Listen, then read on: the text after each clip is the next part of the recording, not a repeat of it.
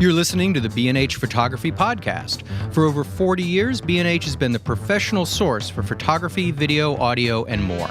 For your favorite gear, news, and reviews, visit us at bnh.com or download the B&H app to your iPhone or Android device. Now here's your host, Allan Weitz. Greetings and welcome to the B&H Photography Podcast. Today's episode is produced in collaboration with Leica Camera, and you will soon understand why. Here's the deal.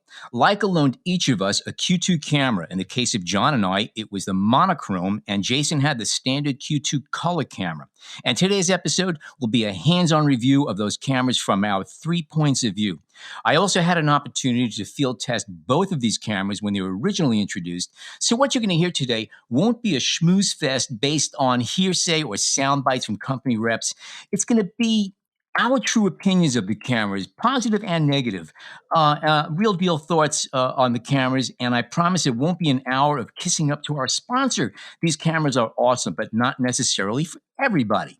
We're also going to be using this opportunity to talk about macro photography, rangefinders, black and white conversion, and a host of other topics. Okay, I just got word you can release your seatbelts, recline your seats, and wander around the cabin as we have reached our assigned cruising altitude. Now let's talk about the Leica Q2. We picked straws and they said, I got to go first. So let's first start by talking about the two cameras themselves, the Q2 and the Q2 Monochrom. These are point-and-shoot cameras. They are fixed lens, not interchangeable lenses on them. The Q2 color camera is very identifiable because it's got that fancy red dot in the front of it that says Leica, and a lot of people love that. The Monochrom is a little bit more sublime. It does not have anything on it. There's no red dot, and you actually have to look at very tiny engraving on the accessory shoot to see the word Leica and Monochrom. It is a stealth camera. But physically, they're the same otherwise. They both have the same lens, a 28mm f1.7 Summilux, which is a unique lens to that particular camera. You cannot buy this lens separately. This lens was designed specifically for the Q series cameras, as same goes for the sensors in these cameras. It's an interesting system. This is a closed system camera as opposed to interchangeable lenses where you could take lenses on and off, everything from ultra wide to telephoto, whatever. This is fixed. You have a 28mm lens. The sensor is matched to it, which means that you have edge-to-edge sharpness no matter what you're doing. And that's very hard to do with, say, a standard Leica M camera where you're changing all of your lenses all the time. So this camera is a little bit more fine-tuned compared to the other Leicas. The downside is you have a 28mm lens. The good news is there's so much latitude in that sensor that you can crop down, and we'll talk about that too, the other modes you have for different focal lengths. Other differences between the two cameras. The Monochrom is black and white. So when you go into the menus, it's a lot simpler. It's very, very basic menus, whereas the Q2 color camera has all of the color information also. So it's a little bit more work to do. The menu's a little bit more complicated. But when it comes to complication, if you've ever used a Leica digital camera, I would say they probably have one of the easiest, friendliest interfaces of any digital camera you use. They eliminate a lot of things. It's minimal buttons, and it's very intuitive, and it's really, really simple. Handling the cameras, they're beautiful. They're solid. They're made very, very well. There's very, very little in the way of plastic in these cameras. They're kind of old world in that sense. The cameras are built in Germany. You have an EVF and you have a screen, an LCD on the back, and they both work really, really well. High resolution, if I had one complaint, it's not a tilt screen. But Leica doesn't go in for tilt screens too much because as far as they're concerned, it makes the camera a little bit less solid. And there are other companies that have the same feeling about that. What else can we say about these cameras? Briefly, the sensor difference, with the Monochrom, it does not have the color filter array, which is, seems to be obvious, I suppose. Mm-hmm. But and that, the information, the red, green, blue light, that information is not needed, is not dealt with, and that helps with, of course, the resolution, as well as the sensitivity. So there's that going. Mm-hmm, mm-hmm. Yeah, it's a big thing. So you have the Q2 and the Q2 Monochrom, and they both have the 47 megapixel sensor in it, but they're very different because the Q2 color camera, again, it's RGB, so each pixel is recording a color channel. In the case of the Monochrom Q2, it's only grayscale. You're not choosing color channels. Every single pixel is recording grayscale. In a sense, you're getting higher resolution. I'm not going to say you are getting higher, but if every pixel is basically dedicated to grayscale, there's less dividing of all of the information. So you get more accurate data. As far as what the image files look like, they glow. There's a very unique look to them, and it's different from doing conversions from RGB. And we're going to talk about that. There's positive and negative to the side of the story too, but we'll come to that a little bit later on. John or Jay, any thoughts about what I've been saying so far that you guys might want to throw thoughts into? Well, I totally agree. I mean, obviously, what you're saying. The one thing I wanted to throw in before I get to some of the aspects of the Q2 monochrome that I really loved is maybe to get your thoughts on the idea of just creating a camera in black and, for black and white only, a digital camera. And, if you read any comment board about this camera, that seems to be the one of the conversations, in addition to the price tag, is, why would you make a camera that's intentionally limiting?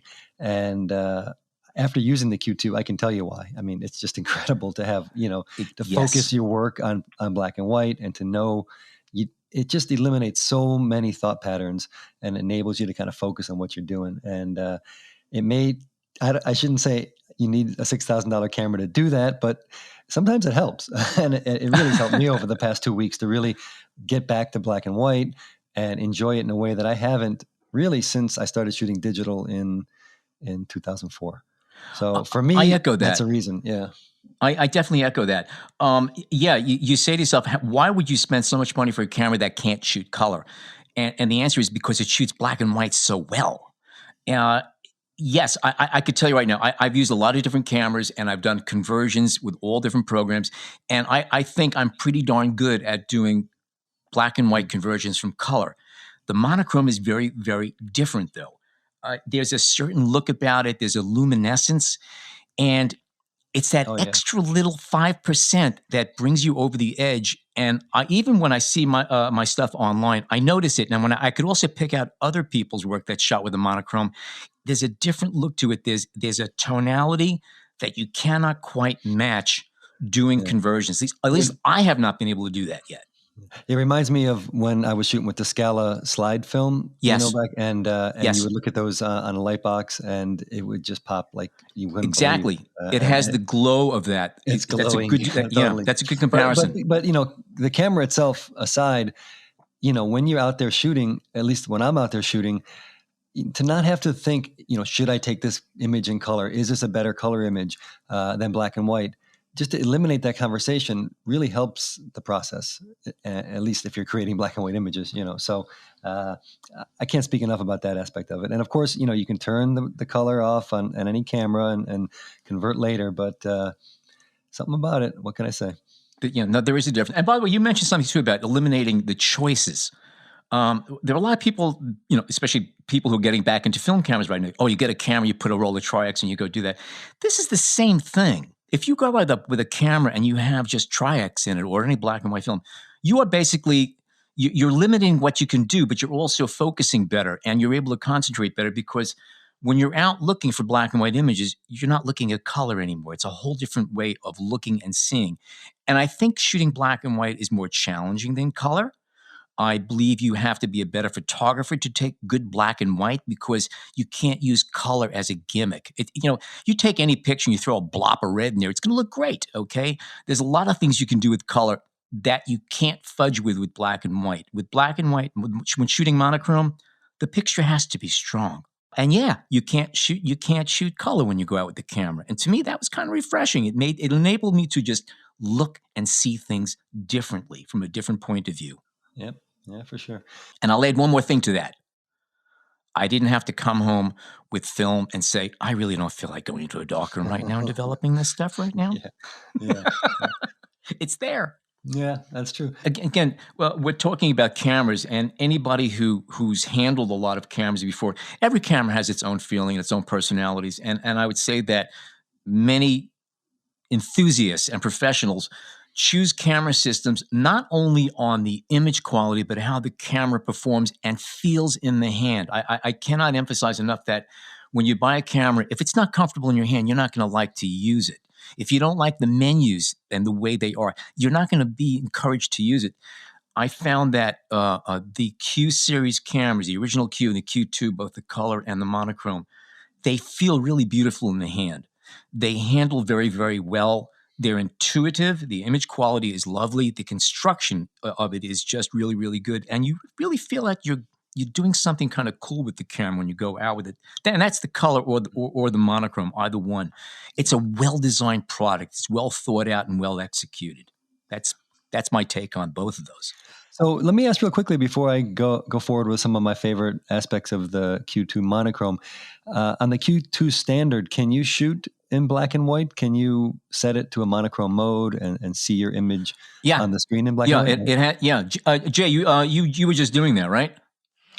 Yeah, it has two monochrome JPEG settings, so natural black and white and high contrast black and white. And yeah, I if I'm shooting like JPEG and RAW at the same time, I quite often especially when I was on the street doing more street photography kind of stuff, I switched to that monochrome, or high contrast monochrome JPEG mode. But I mean, like, even when I went back, your preview is in when you do that, you're previewing in monochrome, so you're actually seeing in black and white too, right? Yeah, that's what I like about it. Yeah, that's the best. That's kind of the best part. Even some of the images that I shot when I was, monitoring, so to speak, in black and white, I came home and used the raw version anyway. But I mean, I'm not saying that the black and white look great too. I like the option. For me, I mean, since I totally get the whole thing of being limited to only black and white, because that kind of forces you to think in a certain way. If you have the option to kind of use both later, it's not exactly the same thing. But I like the vibe of shooting in black and white. Like, I like to look around and see everything in through that kind of black and white lens, for lack of a better word. And if you're using the regular Q2 and you're shooting JPEG and RAW, you do have all your color data in the RAW file if that's what you ultimately want to do, or you just go in and play more with the through channels and convert it. And we're going to talk about that also a little bit further. Right, and the JPEG files look awesome. I mean, JPEG, the black and white. Mm-hmm. I mean, they look like I could. I mean, there's a million of them in there that I just snapped. Not a million, but quite a few that quite a few that like no editing at all could just go up just as is, kind of. Right. Absolutely. Yeah. When you nail the balance on your exposure on the Q2 monochrome, the image is just yeah, we've been saying it, so I don't want to, beat this dead horse. By the way, one thing I think that you really have to be careful of with the camera. Every camera has its own little quirkiness, and one of the things I noticed with the monochrome, and this has been the fact since the original monochromes came out, you cannot overexpose your highlights. And I find that when I'm out with the monochrome camera, I automatically put it to about 2/3 of a stop under. And I still go for the highlights. The shadows you could open up, that the amount of detail you could open up from the shadows of the monochrome is just staggering. So what I find, we just go for the highlight, nail it, and you could pick up incredible amount of, even in bright sunlight on bright white fabrics. So you could pick up detail, and then post, you open up the shadows. No, I mean, that's a general rule of thumb, when shooting, at least the way I shoot, is to underexpose and then pull out the shadows. But certainly I've been doing that here on an article on macro photography with the Q2, and that's exactly what I've been doing, and the details in the shadows have been incredible. Let me jump in now with a couple of my thoughts on the Q2 monochrome, and I'll start with what you said, Allan, which is that the images file, and Jason also, the image files are just incredible. It's something to behold. So starting from there, everything else are almost is that kind of icing on the cake. But the one thing I did want to kind of mention, Allan, I'm not crazy about the feel of the camera in my hand. Now, it's obviously a wonderful camera. It's sturdy, it's metal, and I love that about it. And had I had this camera for 2-3 years, it would get its little dents and its worn looks, and I would figure it out. But having for a couple weeks, I felt myself being too careful with it, and it doesn't really have a grip on the side. There's a little indentation for your thumb, but to kind of get a good solid grip on it and to be able to use one hand operation, which I often find myself doing, that was one thing that it lacks, but that's something I think getting into. That's the form factor for Leica, and of course they also have an accessory. You can buy a grip for $150 from Leica and fit it. And I think if I were to get this camera, I certainly would do that. But that's my one little gripe, I suppose. By the way, don't lose your thought, but that little gripe you have there is very, very real, because when the first Leica M8 came out, the first digital M, one of the biggest complaints that traditional M shooters had was that when that camera was originally designed, the advance lever and the way your thumb rests on it was part of the design for stability of the camera. There's no grip on that camera, right. But having that little film advance as a counterbalance to your thumb enabled you to handle that camera very, very well and just really be able to move with the camera.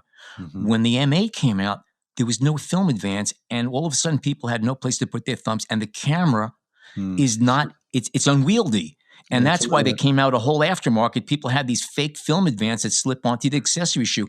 It seems silly, but you know something? The camera handles better when you do that. You could actually hold it. It was part of the design. Yeah. So you're not wrong about that at all. Absolutely. And even a little place to put your thumb against to kind of hold that, especially if you're shooting with one hand, and you're able to shoot with one hand with this camera because the autofocus is good, it's light enough, and that's just kind of the style of photography I do too. But the flip side of that, I would say, is that the dials are really easy to maneuver with. You can get your thumb in there and turn them easily, and you can set things the way you want, so you can make all your adjustments pretty easily.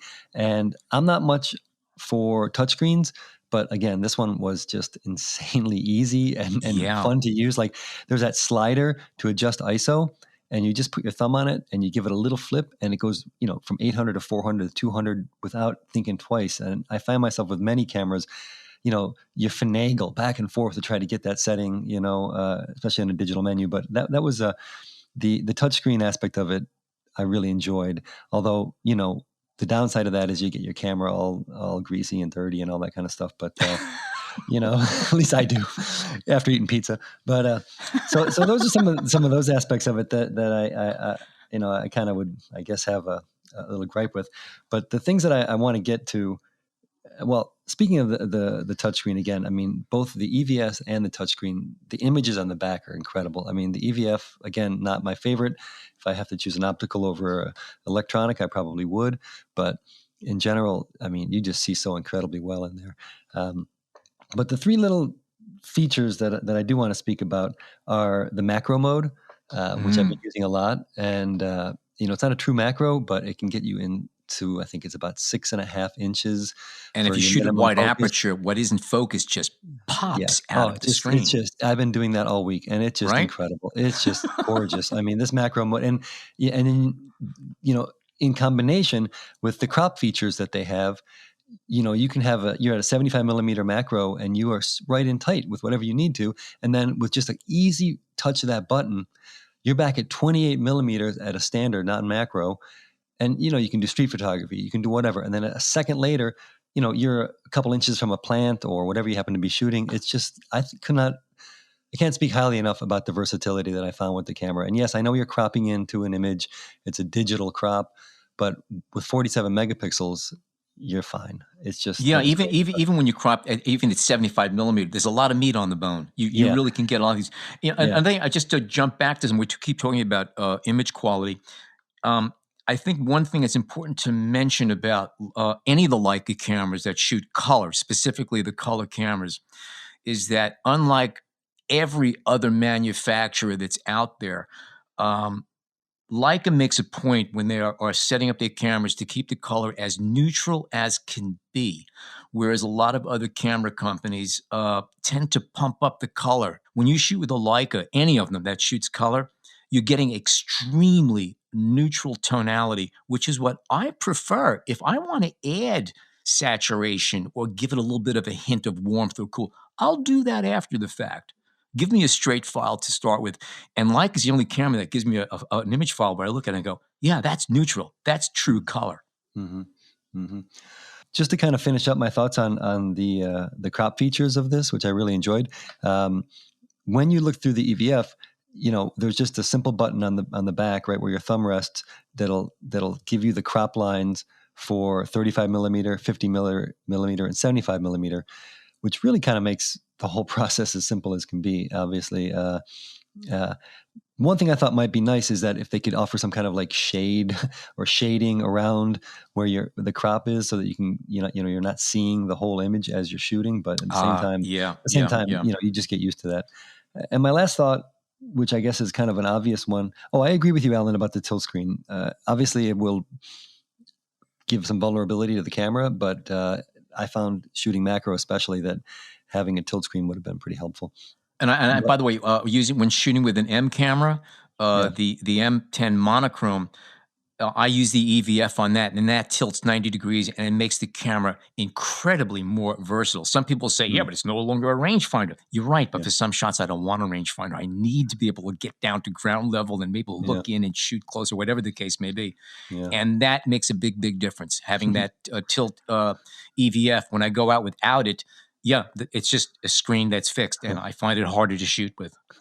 Well, for what it's worth, I was lying on the ground shooting some macro, using the EVF with the Q2 monochrome, and because the viewfinder, well, it's 3.68 megapixel OLED electronic viewfinder, just to throw that out there, but I could actually lean up close, make sure my composition was okay, pull back a couple inches for comfort, and then I could see either the focus peaking if I was in manual focus, or the green, focus dot to show that I was in focus from a good 2-3 inches away from the EVF. That's how kind of clear it was, easy to see in there.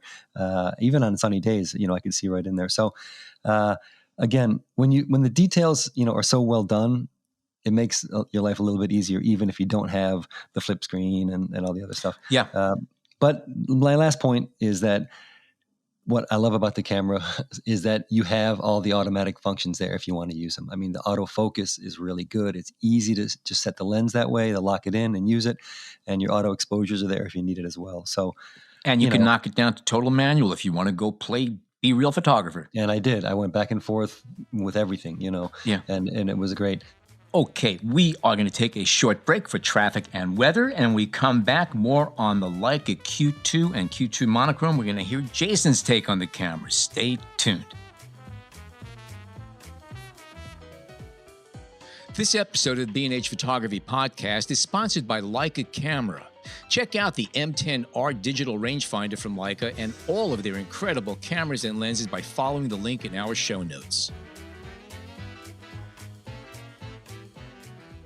Okay, we are back. Jason, you've been running around with the Q2. What are your takes on this camera? I like the camera a lot. Shooting a Q2 versus an M is a completely different experience. You have autofocus. You've got although I did find myself switching to manual focus kind of often, just because I don't know. I feel like I'm shooting a Leica a little bit more when I'm focusing manually for some reason. Mm-hmm. I mean, the color is perfect. I mean, it's extreme. The lens is extremely sharp. I mean, wide open, it looks phenomenal. I love shooting it wide open at 1.7. There's a look to it that it's electric. Yeah, it's just the fall off and the depth of field is perfect. It's just a really, really pristine looking image. And when you really get it, when you get it in focus and you get the exposure right, there's not a whole lot you need to do to it in post. When you're shooting raw. Jay, about a year ago, you had your first experience with the Leica M camera, a rangefinder, and I knew that it was a total new game to you. And you got a loaner, an M camera, and you were using it, and I knew you fell in love with it. Yeah. If you had to make a choice, and I'm grappling with this myself, because I've had people ask me this, people who want to buy something and are not quite sure what to do. If you had a choice between an M and the Q, now that you've used both of them, is it easy for you to say which one you would buy, or you kind of like you find good things about both? Well, here's my thing. I personally have a 28 is not really my focal length. It always feels a little bit too long, like I want a 24. And I also, if I want to get in a little closer, 35. So I'm not. It's just I don't settle. If I'm using a zoom, for instance, it's pretty rare I would settle on 28 to like walk around and shoot with. So it was an adjustment, and it took a little while to get used to it, but and I found myself sort of reframing a lot. But when I did get a composition I was happy with, I mean, the image is, it's pristine. It's unbelievable.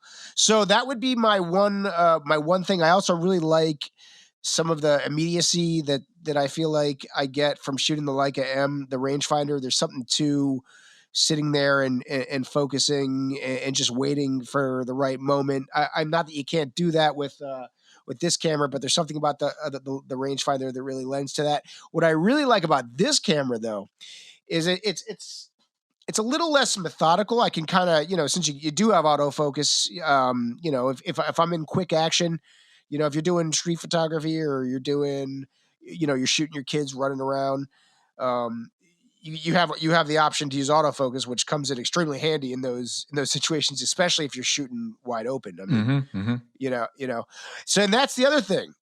See, my gripe. So the M10P, I would say, is probably, if I could buy one camera, I mean, if I could have one camera forever and just, one body, I think the M10P would probably be my choice, just because it's really agile. It's only 24 megapixel. It's really responsive camera. It's sort of like a Porsche 911 is what I usually say. Where and then I use the M10R for a couple weeks after that. And it's a little bit more like, a really fancy Rolls Royce that, it doesn't quite handle as well as the M10P, but the files are just unbelievable. When you say gorgeous. Handle, the cameras are physically the same. So the performance, because it's a larger file, it's a little slower. Is that what you mean? Here's what I mean. There's a buffer, a buffering out that happens with the larger file sizes on cameras when, it's a 40 megapixel versus a 24 megapixel sensor. That's on the M10R. So I would say in the Q2, a 47 megapixel, sensor, you're putting the computer in that camera through a lot of, number crunching every time you hit that shutter. So it's not as agile as, in my opinion, as like the M10P is. And neither the Q2 or the M10R, but the files are that much more, rich. You can pull a lot out of them. They're just huge. But not to take anything away from those 24 megapixel, M10P files, because they're gorgeous. So it's a trade off. I mean, in a perfect world, I'd have both. I'd have all three. To be honest, of course you'd have all three, because the Q2 is. What's holding you back, Jay? What's the problem? Well, let me ask you guys, just for the sake of this conversation, if money was not an object, would these cameras, would Leica be your first choice? Or, yeah, definitely. Yeah. For me, it would be. Yeah. Well, I've already taken. I mean, I have an M10 monochrome. I mean, I already took the jump, and let me tell you, it's not an inexpensive camera, and I have zero regrets about it, because when I go out that camera, I thoroughly enjoy doing photography with that. I really, really do. It refreshed me. I started off in black and white, went into color for decades, dabbled very little in black and white, but I fell into it full force, and it's really been a reawakening for me. It's been refreshing. It's been reviving to me. And I just happen to like the simplicity of the camera, the classicness of the camera, the fact that it is, even though it's digital, it's analog.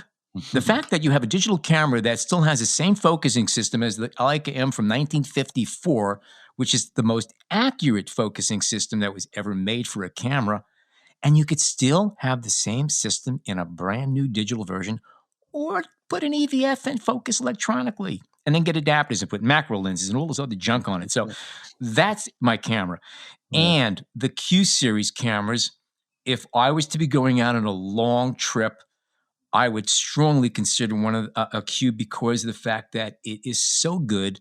The the 47 megapixel sensor enables you to crop. And I mean, I know some people just, they get horrified. You say the word crop, but no, I do crop images. If it improves the composition and gives me a better photograph, that's what I'm doing. When you change lenses, you're cropping. Let's face it. Okay. The sensor, the image, the file size is the same, but you're cropping by changing lenses. So I crop after the fact. It's all, that's nonsense. Let me ask you guys both, because I haven't really had much experience other than here and there shooting with the M cameras. But in terms of the sharpness of the images, and we know that on the Q2 cameras, it's a closed system. The lens is designed for that camera, for that sensor.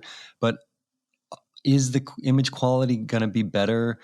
That's not an easy question to answer, because it really depends on the lens, and some lenses that will give you equal quality, no doubt, as far as the edge sharpness things.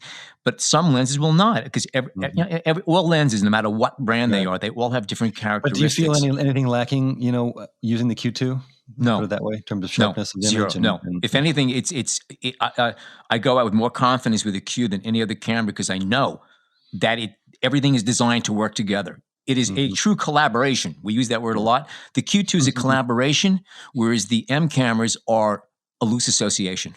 But everybody's friends. I know I mentioned macro a lot, but one last thought on it. I mean, there's just that simple twist on your lens, on the base of the lens to get over to macro, and again, just that type of flexibility when you're out there shooting is hard to beat.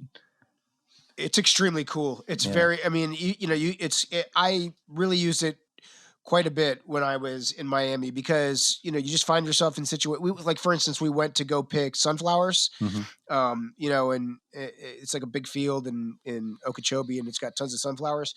So, my daughter's picking sunflowers. I can drop back and take a great big, wide landscape with, people picking sunflowers, and then you can run up and take super close-up shots, of things too. And it's just, it's just a whole lot of versatility and like no weight at all. I mean, you throw this thing around your shoulder, and there's a whole lot of different types of shots. You don't have to think twice about it. And that's why, if I was to be going on a long trip, I would strongly consider a Q, for the reason that it can do so much. You can I could do 90% of the kind of photographs I want to do with a Q. Yes, I could do more than M system with a bag full of lenses, no two ways about that.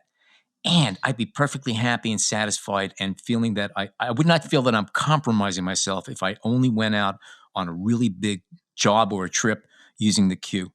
I can honestly say that the camera has enough going for it where I'm not going to miss what I don't have. I'll work around it. Right. I mean, the 50 close to. Sorry. Go ahead. Go, Jay.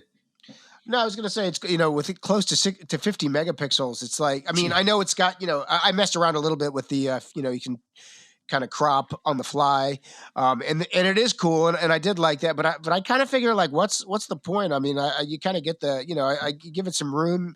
You can go in later and crop as much as you want. I mean, those files are gigantic. Right? Yeah, absolutely. Yeah, you don't have to use that you can go in and do it yourself afterwards. There's no choice about that. For sure. And last thought, real quickly too. I don't know about the Q that you guys had, but mine came with the this lens hood that is. It kind of wraps up the system. It's in a way that protects everything. I mean, it curves in a little bit at the edges. I just felt like, there's no way I'm going to damage this lens as hard as I try. It doesn't flare out to this wide thing. It tapers inward. Just it's the whole camera is a well-conceived design. That's really what it boils down to. You should probably mention that the M lenses, I mean, the ones I've seen also have a similar hood. Right. And I think it's just genius. I mean, you can put the thing down with no lens cap, and there's really not a whole lot that can go wrong unless someone intentionally sticks something in there. I mean, it's pretty well protected, and that's invaluable when you're, running around outside, when when you have to shoot quickly. I mean, I feel like if I have my Sony, one of the lenses that has the big bulb on the front of it, I'm constantly worried about, brushing up against a wall or someone scratching the thing. I'm always putting the lens cap, on when I'm not using it or often. I don't have to worry about that with Leica because it has that cool hood. Yeah. So Jay, thanks for that. If there's any other thoughts, throw them in. But Allan, you wanted to mention a bit about the conversion from color to black and white. I've had some interesting conversations with people over the past couple of months, and something that I didn't think about initially when I started shooting with the M10. But now that I think about it, there's an interesting difference between shooting with with either the Q2 monochrome or the M10 monochrome, any of the monochrome cameras, versus converting from RGB files from a conventional color sensor. And here's the interesting part about the whole thing. The tonality you get from the Leica monochrome sensors, as we've been saying for the past hour or so, is really, really unique. It's luminous. It has a quality about it that makes people stop and go, ooh. Okay, that said, when I shoot with an RGB sensor and I have a color file and then I convert to black and white post and I go into each color channel and move the sliders around until I create the light or dark qualities I need to contrast with the surrounding areas, I can come up with, in many cases, black and white conversions that are visually more interesting than my monochrome files. Because with the monochrome, you can't go into color channels and tweak them to create contrasting tonality. You don't get that feature.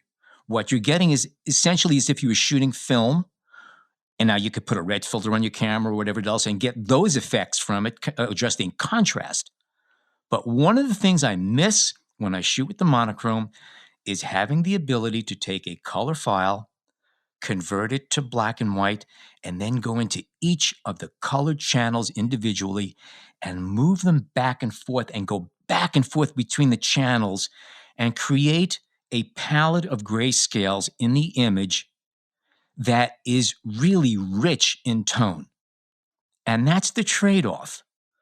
RGB files converted to black and white can be stunning. Monochrome files are stunning too, and they're different. And you have to decide what's best for you. And I'm not going to say one's better than the other. I'm saying they're different. And when I shoot with a monochrome, I give something up to get that tonality that I love from the monochrome. And after a year of having an M10 monochrome, I'm still happy I bought it. I still love the camera, and I'm using it as much as ever. Well, let me throw in the idea that for somebody like me, I suppose, I am happy to not have all those options, to go in and dig out and the, the kind of infinite amount of tones that I could potentially create with the color. I have been really enjoying the fact that this is just a black and white image, and I can work on the contrast. Beautiful black and white image. Yeah. Oh no, it's crazy.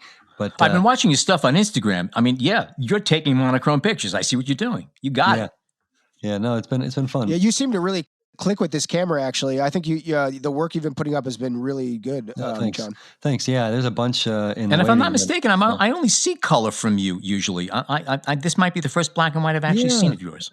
I really stopped shooting black and white around 2005. Other than here and there, or the occasional conversion. But yeah, no, it's been a wonderful 2 weeks. I can tell you that much. And can I ask you a question, John? Sure.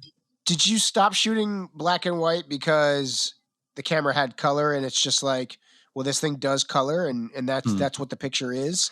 Before you were shooting black and white, you had to use black and white film, so that's all you got was a black and white image. I don't know. No, it's a good question. I'd have to. There's probably a lot of different reasons. However, digital always felt color for me, if that makes any sense. But I originally shot color. I mean, when I first color film, my first thing was to put in like a Velvia 50 ISO and try to get like the deepest blues, like in reds and greens and stuff like that. That was kind of my initial foray into photography. And then after a few years, I figured, well, I need to become proficient at black and white if I'm really going to be a real photographer. And of course, this is all in the film days. And then later, Scala film, Scala slide film showed up. And in the late 90s, I did a few projects with that. And I love that. But I think when the digital camera showed up, and they feel like color cameras, and obviously most of them are color cameras primarily. I just went that way. It was also about that time that I started getting more professional work, and that was usually demanded color. And I just never went back to it, really, other than occasionally. But this camera has brought that out of me, so I'd like to try more. We'll see. Mm-hmm. Well, for myself, I would say like I feel like, I mean, and I do shoot black and white sometimes, or I convert to black and white rather, but it feels like I'm doing something to the picture. Like it feels like that, you know what I mean? Like it's almost like an abstraction. Yeah. Whereas like if the thing only does black and white, that's like what it is. You can't make a black and white image color. You can't do the reverse, So it's maybe that's really a fit for you in that way.